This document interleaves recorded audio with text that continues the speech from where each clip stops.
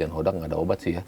Dia untuk bisa meramu tim ini, memutar tim ini di 2 kompetisi yang berbeda dengan hasil yang bagus.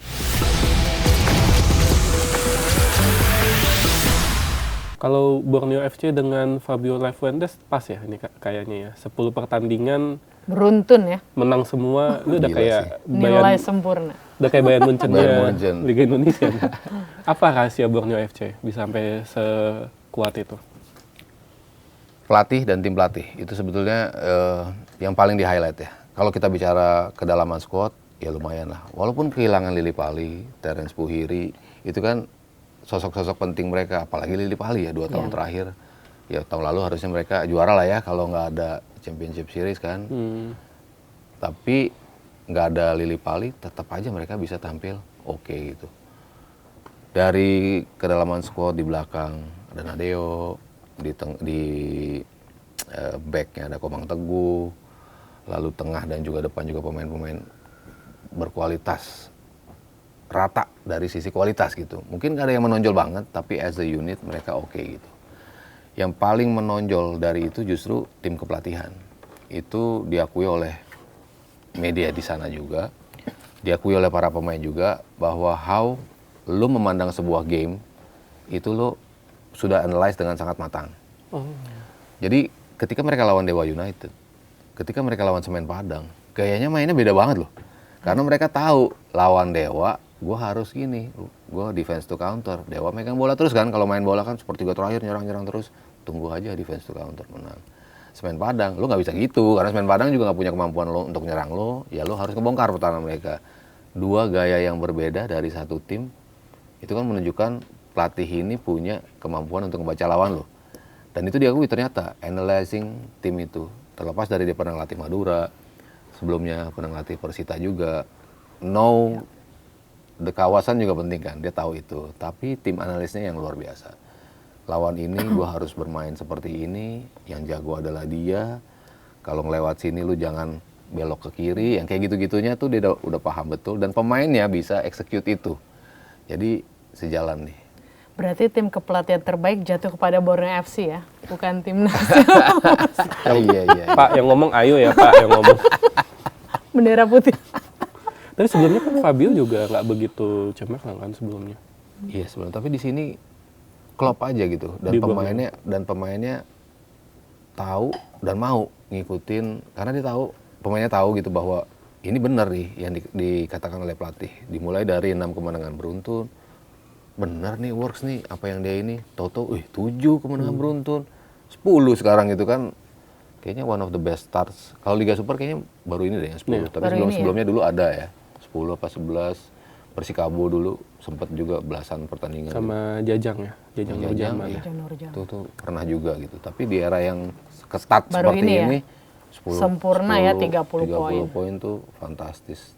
Ya artinya dia membaik juga kan dari sisi membaca situasi, memetakan kekuatan lawan, dan execute-nya kan yang penting. Lo udah panjang-panjang analisis, lo bisa execute nggak game plan ini? Ternyata bisa sama dia. Nah, bicara soal Pesut Etam ini meraih kemenangan sempurna, siapa kira-kira yang bisa menghentikan lajunya? Ya Persib lama-lama juga membaik. Dia kan baru 9 kali main ya? Iya baru 9. Ya kan baru 9. Dan ini juga spesial banget ya kalau kita bicara Persib. Kehilangan 8 pemain, bintang mereka semua gitu kan. Lo nggak berpikir kan DDS Ciro cabut. Iya 2 pemain. Ini bakal goyang nih tim gitu kan. Kuipers cabut gitu kan. Tyrone cabut semua gitu kan. Sisa Maklok paling. Iya. Tapi kan sebetulnya ketika mereka cabut ya, ngebaca squad mereka tuh sebetulnya dalam juga loh. Maksudnya tadi ada Marklok, masih ada Kakang, Haldi, terus si Dewangga masih ada di situ. Terus ya masih ada Beckham, Dimas Derajat, pemain-pemain timnasnya tuh masih ada di situ banyak gitu. Jadi artinya gimana lo bisa maksimalin ini juga dengan tambahan pemain yang tepat. Ya ternyata Persib sukses melakukan itu, masuk pemain-pemain yang tepat untuk posisinya masing-masing. Dan Bojan Hodak nggak ada obat sih ya.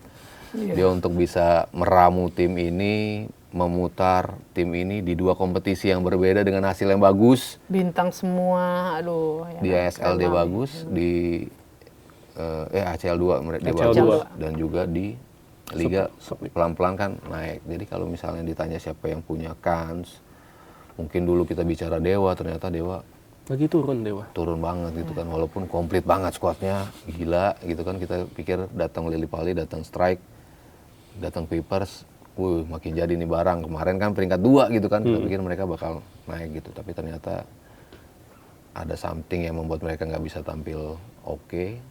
Jadi kayaknya sulit mereka untuk bisa ngimbangin Borneo. Kalau dari sisi kualitas kayaknya yang terdekat Persib sih. Kalau Persija bisa nggak?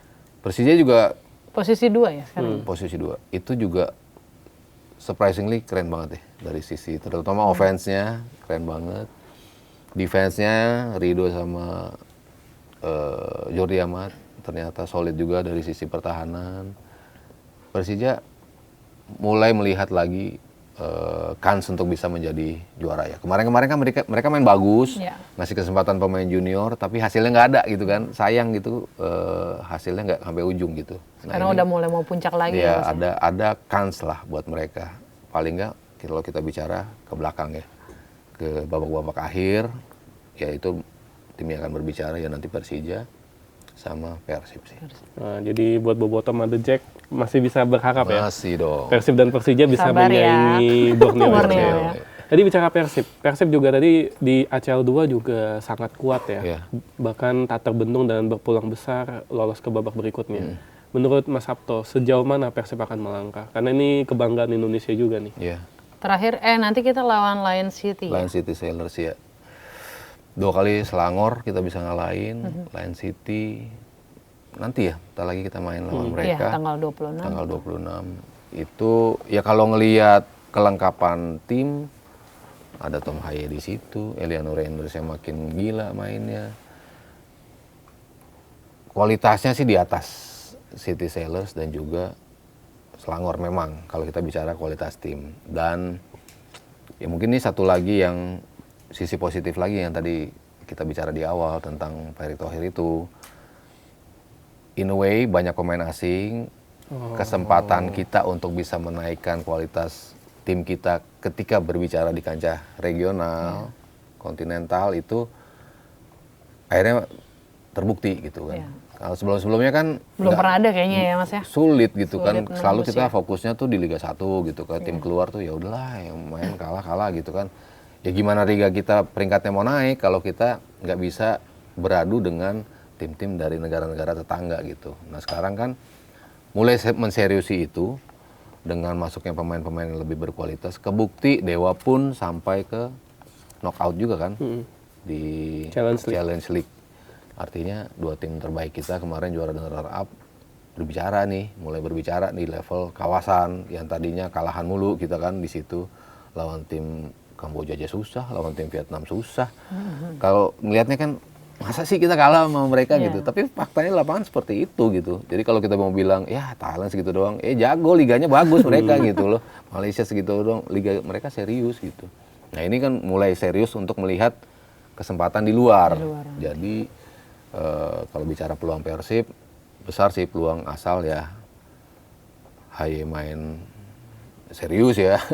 Pertemuan Eliano sebelumnya main kan serius. seri ya, satu-satu Seri ya. pertama. Sadir Itu kayaknya- Ramdhani ya buka ya. Iya, kayaknya Bojan Hodaknya masih meramu tim juga kan, baru pada datang nih pemain-pemainnya, belum nyetel banget nih, begitu akhirnya nyetel, menang lawan Bangkok, menang lawan Selangor, menang lagi lawan Selangor, dan besok sih kayaknya, walaupun tandang ya, kesana kayaknya menang sih. Gitu. Ya, ini luar keren biasa. banget. Kalau ya. kita melaju jauh, bisa ketemu Al Nassr loh. Ketemu Ronaldo dong berarti. Ketemu Ronaldo. Waduh. Ya nonton yuk kita. Al Nassr ada di ACL 2. Tapi menarik ya, memang dulu tuh ada tim di Indonesia yang, ini tanpa sebutkan nama timnya ya, bahkan lebih fokus ke Piala Presiden ketimbang Piala AFC. Iya. Karena ya itu jadi kompetisi Asia jadi jelek jadinya. Betul. Ya faktanya seperti itu gitu. Ya mungkin tim juga punya argumentasi bahwa berangkat keluar ada biaya gitu loh. Jadi gimana ya gitu. Kadang-kadang ya udahlah seadanya dah tim yang berangkat seperti ini kayak gitu-gitu loh. Tidak menseriusi itu. Karena tidak menseriusi itu akhirnya pengaruhnya ke koefisien kan. Koefisien itu pengaruh ke posisi kita, jatah kita di situ seperti apa. Koefisien segala macam itu kan pengaruhnya ke situ gitu. Kenapa Italia menseriusi betul Conference League. Orang kan alah lu juara Conference League doang gitu. Pengaruh ini buat koefisien gitu. Fiorentina sampai ke final sampai 2 kali gitu kan. Akhirnya mereka dapat jatah 5 di Liga Champion. Itu kan yang nggak diseriusin sama negara lain. Akhirnya mereka mulai serius lagi. Lumayan lah jatah nambah 1 loh di Liga Champion. Akhirnya menseriusi kompetisi minor gitu kan dari sisi kasta gitu. Nah kita harus punya mindset seperti itu gitu untuk bisa serius di kompetisi regional supaya yaitu koefisien naik. Ketika ada undian unggulan kita nggak jadi unggulan bawah lagi karena kita sudah mulai naik kuota juga. Akhirnya kita bisa bicara di ACL 1 kan harusnya di situ. Kita pernah ada di situ kok gitu kan. Dan juga aturan 11 pemain asing ini membantu ya berarti ya. In a way membantu, tapi ya balik lagi dua sisi lagi ya. Ketika pemain muda akhirnya kok nggak ada kesempatan nih, akhirnya muter di situ juga. Tapi dilema juga ya Mas. Iya dilema juga. Tapi kan lo target ini dulu nih, membenahi liga naik. Nanti mungkin ada penyesuaian, dari 11, 8 lagi nanti di lapangan cuma 5 misalnya. Ya itu kan kita lihat perkembangannya ke sana.